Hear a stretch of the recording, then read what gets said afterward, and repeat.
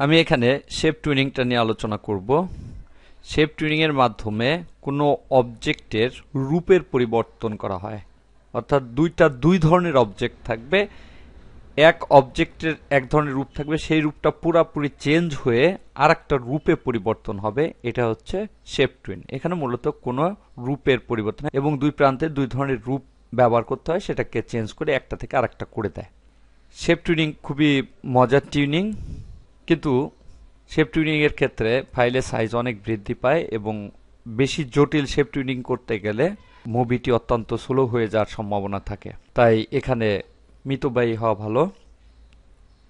Shape twinning করার জন্য কয়েকটা স্টেপ পার হতে হয়, যেমন মাস্ট শেপ টুইনিং এর জন্য শেপ ব্যবহার করতে হবে। এখানে গ্রাফিক্স সিম্বল ব্যবহার করা যাবে না এবং কোনো বিটম্যাপ ইমেজ ব্যবহার করা যাবে না। অবশ্যই শেপ ব্যবহার করতে হবে, শেপ ছাড়া শেপ টুইনিং করা যাবে না।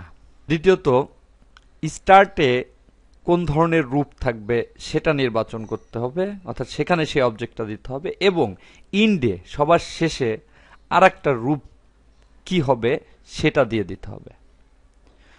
থার্ড স্টেপে যে দুইটার মাঝে টিউনিংটা করতে হবে। উদাহরণস্বরূপ আমি এখানে একটা টিউনিং দিয়ে দিয়েছি। তিনটা বক্স দেখতে পাচ্ছি, তিনটা বক্স থেকে বিবিএম এই কথাটা লেখা চলে আসলো।